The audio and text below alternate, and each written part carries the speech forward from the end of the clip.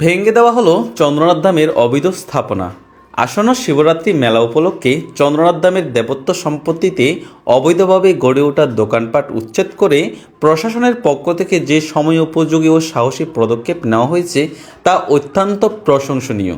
বিশেষ করে মন্নত খালের উপর স্থাপিত এসব দোকান কেবল তীর্থযাত্রীদের স্বাভাবিক চলাচলে বিঘ্ন ঘটাতো না, বরং খালের পবিত্র পানি যা সরাসরি সীতামাতার কুণ্ডে প্রবাহিত হয় তার বিশুদ্ধতা ও ধর্মীয় গাম্ভীর্যকেও চরমভাবে ক্ষুণ্ণ করছিল।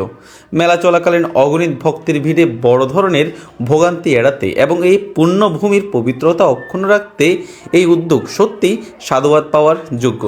চন্দ্রনাথ ধামের আধ্যাত্মিক পরিবেশ ও ঐতিহ্য রক্ষা করা আমাদের সকলের নৈতিক দায়িত্ব।